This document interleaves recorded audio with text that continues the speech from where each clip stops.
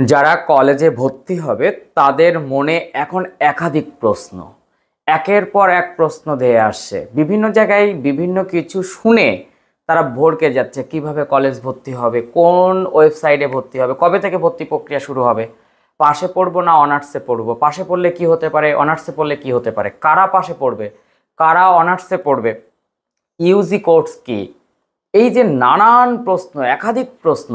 কত শতাংশ নাম্বার পেলে আমি অনার্স পেতে পারি, আমি কি একসঙ্গে একাধিক কলেজে আবেদন করতে পারি, এই যে একের পর এক প্রশ্ন মনের মধ্যে বাসা বেঁধে রয়েছে, তার সমস্ত সমাধানের জন্য এই ভিডিওটি প্রথম থেকে শেষ পর্যন্ত দেখতে হবে। যদি ভালো লাগে তাহলে অবশ্যই একটি লাইক প্রদান করতে হবে আর বন্ধুদের মধ্যে শেয়ার করার অনুরোধ রইল। যদি চ্যানেলে নতুন তাহলে অবশ্যই চ্যানেলটি সাবস্ক্রাইব করে পাশে থাকা বেল আইকনটি প্রেস করে রাখতে হবে। এই রকম তথ্য সমৃদ্ধ ভিডিও পেতে কিন্তু খুব সুবিধা হবে। প্রথমেই বলি, উচ্চ মাধ্যমিক পাশের পর যখন কলেজে অ্যাডমিশন নিতে হবে তখন প্রথম প্রশ্নই আমি পাশে পড়বো না অনার্সে পড়বো। আসলে যদি তুমি পাশে পড়ো তাহলে তোমার 3 বছরের কোর্স, আর যদি তুমি অনার্সে পড়ো তাহলে তোমার 4 বছরের কোর্স।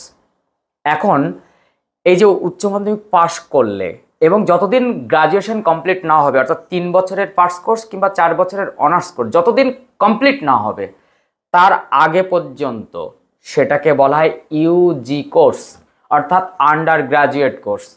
সেখানে আমাদের সুবিধা রয়েছে যে কেউ যদি পুরো 4 বছর কমপ্লিট না করে, পুরো 3 বছর কমপ্লিট না করে, তার জন্য কিন্তু সে সার্টিফিকেট পাবে এই নতুন নিয়মে। সেখানে আমি বলবো কারা অনার্সে যাবে আর কারা পাশে যাবে। 3 বছরের পাস কোর্সে তারাই যাবে যাদের খুব তাড়াতাড়ি চাকরি পাওয়ার ইচ্ছে, যারা একটু ডিফেন্স লাইনে নিজেদেরকে শখ বিলাসিতা রয়েছে যে আমি পুলিশে যাব, আমি আর্মিতে যাব। অনেকে আছে যে না, আমি গ্রাজুয়েট হওয়ার সঙ্গে সঙ্গেই কম্বাইন্ড পড়ে আমি অল্প দিনের মধ্যে চাকরি পেতে চাই, তারা অবভিয়াসলি পাস কোর্সে যাবে। কিন্তু যাদের মনে হবে যে না, একটা সাবজেক্টের উপর আমি রিসার্চ করতে চাই, তার উপরে অনেক অনেক এডুকেশান, আমি অনেক শিক্ষা নিতে চাই, আমার এডুকেশনাল লাইফটা আরও বাড়াতে চাই, আমি কলেজের প্রফেসর হতে চাই, আমি স্কুলে পড়াতে চাই, তাহলে অবভিয়াসলি বলবো তারা অনার্সে যাবে।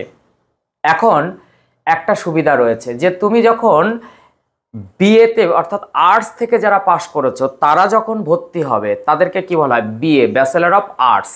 যারা কমার্স থেকে ভর্তি হবে তাদেরকে কি বলা হয়, বিকম, ব্যাচেলর অফ কমার্স। আর যারা সায়েন্স থেকে ভর্তি হবে তাদেরকে কি বলা হবে, বিএসসি, ব্যাচেলর অফ সায়েন্স।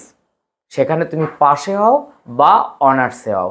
এখন গ্রাজুয়েট হয়ে গেলে পাস কোর্সে 3 বছর, অনার্সে 4 বছর। তারপরে তুমি কি করবে, যারা পাস করছে তারাও, যারা অনার্সে তারাও, তারা মাস্টার্স করতে পারে, পোস্ট গ্রাজুয়েট করতে পারে। সেই মাস্টার্সের সময় যে বিএ পাস করলো অর্থাৎ ব্যাচেলর অফ আর্টস, আর্টসের থেকে, তার ডিগ্রিটা হবে কি, MA, master of arts. M লাগিয়ে দাও, মাস্টার্স। তাহলে সায়েন্স থেকে হলে কি হবে, MSc. Clear, master of science. Commerce থেকে হলে কি হবে, এমকম, মাস্টার অফ কমার্স। সুবিধা রয়েছে, যারা পাস কোর্সের পর মাস্টার্স করতে যাবে তাদের কিন্তু 2 বছর, মোট 5 বছর। আর যারা অনার্সের পরে মাস্টার্স করবে তাদের কিন্তু 1 বছর, তাদের ওই 4 আর 1 5 বছর।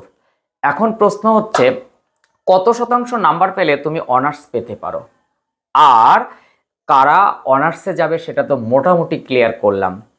তুমি মাথায় রাখবে যে সব কলেজের জন্য কিন্তু সমান নাম্বারে অনার্স পাওয়া যায় না। আমি ধরে নিলাম ইংরেজি অনার্স, তো এই কলেজ ওই কলেজ ওই কলেজ, প্রত্যেকটা কলেজে অনেক অনেক স্টুডেন্ট অ্যাপ্লাই করবে, সেই কলেজের সেখানে কত সিট তার উপর ডিপেন্ড করবে।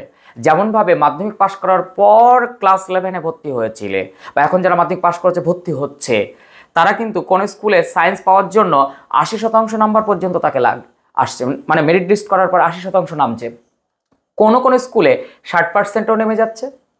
কিন্তু অনার্স পেতে গেলে বলা হয়েছে কমপক্ষে তোমাকে 60% নাম্বার পেতে হবে, আর মেরিট লিস্ট অনুযায়ী সেই কলেজে কিন্তু তুমি অনার্স পাবে।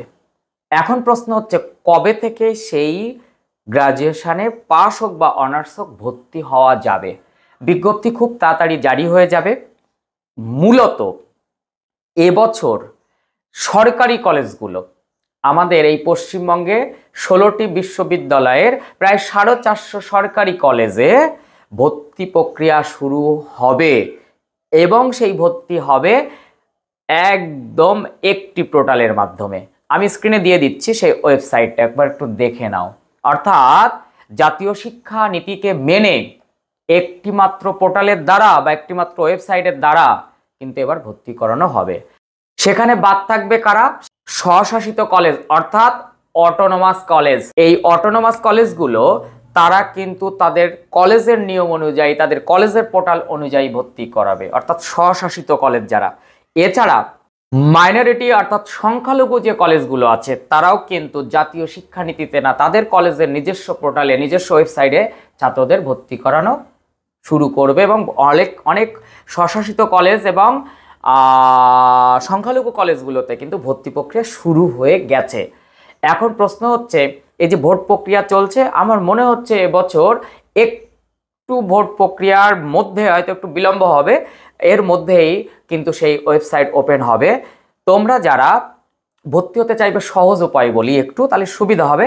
তুমি যে কলেজে ভর্তি হবে সেই কলেজের গুগলে যাবে, গিয়ে সেই কলেজের নাম লিখবে, নিয়ে সার্চ করলে দেখবে ওয়েবসাইট আসবে। সেই ওয়েবসাইটে হাত দিলে নোটিফিকেশান দেখবে, সেই নোটিফিকেশান জারি হচ্ছে কিনা সেটা বারবার করে দেখা শুরু করো। খুব তাড়াতাড়ি কিন্তু নোটিফিকেশান জারি হয়ে যাবে। আমি এখানে বলে রাখি যে কোন কলেজগুলো, যে 16টা ইউনিভার্সিটির মূলত এই কলেজগুলো যেগুলোতে তুমি কিন্তু এই একটি মাত্র পোর্টালের মাধ্যমে ভর্তি হতে পারো। সেই 16টা ইউনিভার্সিটি কি কি? তার 450 কলেজ কিন্তু, যেমন পশ্চিমবঙ্গ রাষ্ট্রীয় বিশ্ববিদ্যালয়, আমরা যেটা বলি বারাসাত স্টেট ইউনিভার্সিটি, কলকাতা বিশ্ববিদ্যালয়, রবীন্দ্রভারতী বিশ্ববিদ্যালয়, কল্যাণী বিশ্ববিদ্যালয়, গৌড়বঙ্গ বিশ্ববিদ্যালয়, উত্তরবঙ্গ বিশ্ববিদ্যালয়, বিদ্যাসাগর বিশ্ববিদ্যালয়, সিধু কানু বিরসা বিশ্ববিদ্যালয়, বাঁকুড়া বিশ্ববিদ্যালয়, ডায়মন্ড হারবার মহিলা বিশ্ববিদ্যালয়, এই রকম 16টি বিশ্ববিদ্যালয়ের অধীনস্থ প্রায় 450টি কলেজ এবার একটি পোর্টালের মাধ্যমে ভর্তি প্রক্রিয়া জাতীয় শিক্ষানীতি মেনে পশ্চিমবঙ্গে শিক্ষা দপ্তর সেই শিলমোহর দিয়েছে। এখানে মাথায় রাখতে হবে যে স্বশাসিত এবং সংখ্যালঘু অর্থাৎ অটোনোমাস এবং মাইনরিটির যে কলেজগুলো, সেখানে কিন্তু তাদের কেন্দ্রীয় নীতি নয়, তাদের নিজস্ব যে ওয়েবসাইট, সেখানে ভর্তি হবে। যেমন সেন্ট জেভিয়ার্স খ্রিস্টান মিশনারিদের দ্বারা পরিচালিত, কিংবা বেলুড় বিদ্যা মন্দির, নরেন্দ্রপুর রামকৃষ্ণ মিশন আবাসিক কলেজ, মেদিনীপুর কলেজ, এই কলেজগুলো কিন্তু ওই জাতীয় শিক্ষানীতিতে একটি পোর্টালের মাধ্যমে কিন্তু ভর্তি প্রক্রিয়া হবে না।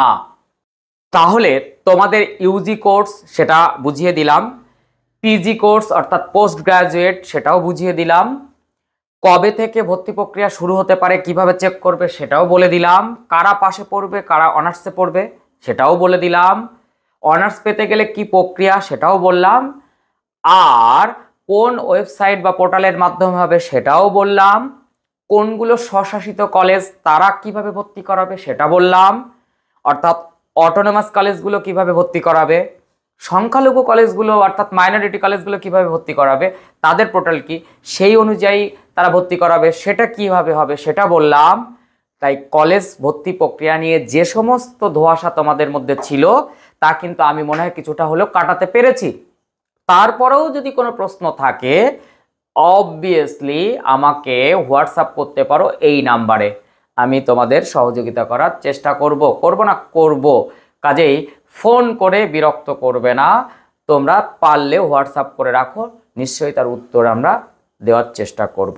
তো নেক্সট ভিডিওতে দেখা হচ্ছে। কলেজ সংক্রান্ত নতুন কোনো নোটিফিকেশন জারি হলেই অবশ্যই ভিডিও আকারে প্রকাশ করব। তো সবাই ভালো থেকো, সুস্থ থেকো। আর যদি চ্যানেলে নতুন হও, আবারও বলছি, চ্যানেলটি সাবস্ক্রাইব করে পাশের বেল আইকনটি প্রেস করে তারপর ভিডিও থেকে বেরো, তাহলে এই রকম নতুন নতুন তথ্য পেতে কিন্তু সুবিধা হবে, তোমার কাছে আগে নোটিফিকেশন চলে যাবে।